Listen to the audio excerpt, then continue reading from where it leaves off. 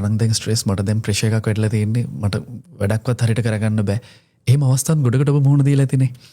ඒ වගේම මේ ගොඩක් තැන්වලදී ඔබට දැනෙලා ඇති ඔබ ගොඩක් වෙලාවට රාත්‍රී නිින්දට ගියාට පස්සේ හරියට නිින්ද යන්නේ නැහැ.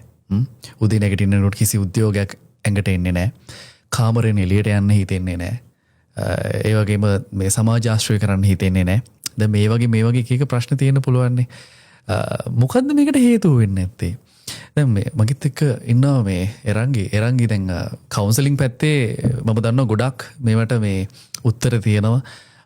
ලංකාවේ නම් ටිකක් කවුන්සලින් වලට යන ප්‍රවණතාව අඩුයි. දැන් ඔබ මේ මනෝපදේශිකාවක් විදිහට මම කැමති දැනගන්න දැන් මට ඇත්තටම තිබිලා තියෙනවා මගේ යාළුවන්ට තිබිලා තියෙනවා මේ විශේෂයෙන්ම සොෆ්ට්වෙයාර් ඉන්ඩස්ට්‍රි එකට වගේ ගියාට පස්සේ ගොඩාක් අයට තියෙනවා ස්ට්‍රෙස් එකක්.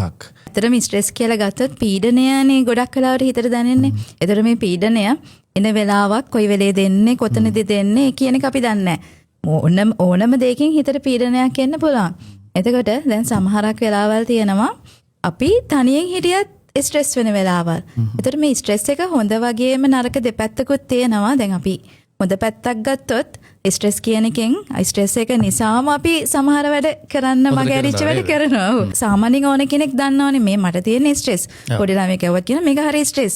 සමහර කලට අපි අර ඊයේ පෙරේද දැක්ක ශිෂ්‍යත්ව විභාගයේ ළමයි ටික ශිෂ්‍යත්වය ඉවර වෙලා එළියට එනකොට කියනවා දැන් අපි මේ ලොකු දෙයකින් නිදහස් වුණේ හරි. ගලක් ඔළුවෙන් අයින් කරා කියලා කියනවා. ඔව් ඒ වගේ අර සමහර දේවල් තියෙනවා. ඉතින් අර ඒක ස්ට්‍රෙස් එක ඉවර වුණාට පස්සේ ඒගොල්ලන් හරි ප්‍රකාශ කරන්නේ හරි නිකන් ලොකු ජයග්‍රහණයක් කරා වගේ. ඔව්. දැන් ඔතනදී රංගේ දැන් මේ ඔබ හරි ලස්සන දෙයක් මතක් කළා මේ දැන් පාඩම් කරන්න යනකොට අපිට පොඩි ස්ට්‍රෙස් එකක් තියෙනවා. නැත්නම් අපි පාඩම් කරන්නේ අපි මගහැරලා ඉන්නවා. විභාගයක් කරන්න යද්දී අපි මේ මගහැරලා ඉන්නවනේ.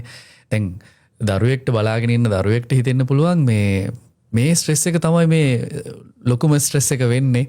ඒ නිසා අපි මේ ස්ට්‍රෙස් එක ගන්න නැතුව විභාගකට මුහුණ දෙන්න ඕනේ කියලා. ඒ කියන්නේ මෙතනත් මේ හොඳ කොටසක් තියෙනවා ස්ට්‍රෙස් එකේ නේද? මේක ගන්න ඕන ප්‍රමාණයක් තියෙනවාද? ඒ කියන්නේ වැඩිපුර ගන්න නැතුව ගන්න ඕන ප්‍රමාණයක් තියෙනවාද? ඔව් ඒක මැනේජ් කරගන්න දැනගන්න ඕනේ. ස්ට්‍රෙස් එක කියන එක අපි හරි විදියට මැනේජ් කරොත් ඒක ලස්සනට කරගෙන යන්න පුළුවන්. ඒ කියන්නේ ඒක උවමනාව කියන දේ ඒ විදියට හිතේ තියාගෙන මේ අපිට දැනෙන පීඩනය අයින් කරගන්න ඕනේ. දැන් අපි හිතේ හැමතිස්සෙම පීඩනකින් එන්නකොට පාඩමක් කරත් ඒක ඔලුවට යන්නේත් නැහැ. ඒ වගේම සමහරක් වෙලාවට අපිට ඉන්න ඒ සිටුේෂන් එක ඒ වෙලේ හරියට ගත කරගන්නත් බෑ ස්ට්‍රෙස් එකත් එක්ක. ඒකට අනිවාර්යයෙන්ම ස්ට්‍රෙස් එක තියෙද්දි ඒක මැනේජ් කරගන්න පුළුවන් හැකියාවක් තියෙන්න ඕනේ. දැන් මේ ළඟ තියෙනවනේ දැන් ඒ ලෙවල් විභාග එනවා, ඕ ලෙවල් විභාග එනවා. දැන් ඔබට ගොඩක් වෙලාවට මේ පීඩනය කියන එක දැනෙලා ඇතිනේ දැන්. ඒ වෙලාවට දැන් මේ අය සඳහන් කරනවා වගේම මේ යම්කිසි පීඩනයක් අවශ්‍යයි, යම්කිසි ආතතියක් ඔබට අවශ්‍ය විභාගේ ගොඩ දාගන්න. හැබැයි හොඳට මතක තියාගන්න ඔළුව රිදෙන විදිහට හරි ඔයාගේ ජීවිතේ ගොඩක් වැඩ කටයුතු අඩාල වෙන විදිහට හරි ඔයා විනාශ වෙන විදිහට දේවල් කරන්න එපා. හැබැයි අවශ්‍ය ප්‍රමාණයට එක ගන්න කලබනාකරන කරගෙන ආතතියත් හරියට ගන්න කියන එක තමයි සඳහන් කරන්නේ. අපිට අවශ්‍ය උනේ මේ ස්ට්‍රෙස් එක පිළිබඳව ඔබ දැනුවත් කරන්නට. බොහෝ තැන්වල කතා කරනවා. හැබැයි ඔබටත් තියෙනවා ඔබ නොදැනුවත්වම ඔබ මේ තත්ත්වෙට මුහුණ පාලත් ඇති. අඩු කරගෙන කලබනාකරණය කරගෙන ඔබේ ඵලදායීතාවය ඉහළ නංවාගෙන සතුටින් ජීවත් වෙන්න තමයි අපි මේ හැම දෙයක්ම ඔබ වෙනුවෙන් ඉදිරිපත් කරන්නේ.